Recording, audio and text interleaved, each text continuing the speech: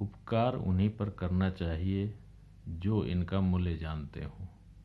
वैसे तो भारतीय सद्ग्रंथ बार बार यह बताते हैं कि उपकार करिए और भूल जाइए, लेकिन मानव मन में यह भाव हमेशा बना रहता है कि हमने उपकार किया तो उसके बदले में वो कम से कम कृतज्ञ हो हमारे प्रति। लेकिन ऐसे कई उदाहरण हमारे सामने आते हैं जिससे हमें सावधान होने की आवश्यकता होती है। खासकर यह एक लघु कथा आपको बताएगी कि किस प्रकार से किसी नीच व्यक्ति पर अगर हम उपकार करते हैं तो उससे किसी भी तरह से प्रति उपकार की अपेक्षा नहीं कर सकते हैं। एक जंगल में शेर शेरनी अपने बच्चों को छोड़कर शिकार करने के लिए निकले। शिकार का पीछा करते करते वो काफ़ी दूर निकल गए। उन्हें वापस आने में कई दिन का समय लग गया। इस बीच में उनके बच्चे भूख से बिलखकर मरने की स्थिति में पहुंच गए।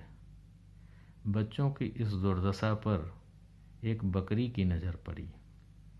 बकरी को बच्चों पर दया आ गई। उसने जाकर शेर के बच्चों को दूध पिलाया। दूध पिलाने के बाद बच्चे खेलने लगे और ये लगभग 3-4 दिनों तक क्रम चला। 3-4 दिनों बाद जब शेर शेरनी उधर से वापस लौटे तो उन्होंने अपने बच्चों के पास बकरी को घूमते देखा। शेर को गुस्सा आ गया। शेर उधर से लपका, उसने बकरी को मार डालना चाहा। तभी बीच में उसके अपने बच्चे आ गए। उन्होंने कहा, पिताजी, इन्होंने दूध पिलाकर हमारी जान बचाई है, नहीं तो हम मर जाते। शेर ने जब बच्चों की बात सुनी तो उसने बकरी को कहा कि बहन, आपने हमारे ऊपर बहुत बड़ा उपकार किया है, इसलिए अब आप निर्भय होकर वन में विचरण करिए, किसी से डरने की आवश्यकता नहीं है। उस दिन के बाद बकरी निर्भय होकर वन में अपना विचरण करती। वह अपने बच्चों के साथ भी खूब खेलती। कभी कभी तो वो शेर के पीठ पर सवार होकर भी पत्तियां खाने लगती।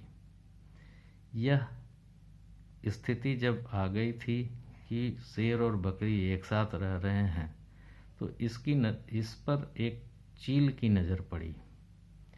चील ने बकरी से पूछा कि आखिर माजरा क्या है। बकरी ने पूरी कहानी बता दी। चील ने सोचा, परोपकार करने का इतना अच्छा परिणाम, तो मुझे भी परोपकार करना चाहिए। कुछ ही दिनों बाद चील ने देखा कि चूहे के कुछ बच्चे दलदल में फंसे हुए हैं। चील ने बड़ी मुश्किल से एक एक कर उन बच्चों को निकाला, लेकिन ठंड से ठिठुर रहे बच्चे मरने की स्थिति में पहुंच चुके थे। तो चील ने उन्हें अपने पंख से ढककर और उन्हें गर्मी दी और किसी तरह उनकी जान बचाने का प्रयास किया।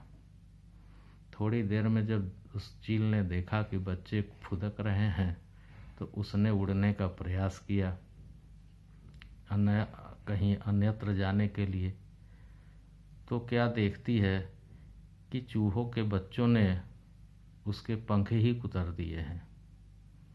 तो कुल मिलाकर यह कहानी हमें यह शिक्षा देती है कि अगर आप कहीं परोपकार करना चाहते हैं तो किसी ऐसे व्यक्ति का या ऐसे परिस्थिति का करिए जो जहाँ से आपको लगता है कि वो आपके परोपकार का मूल्य जानता है।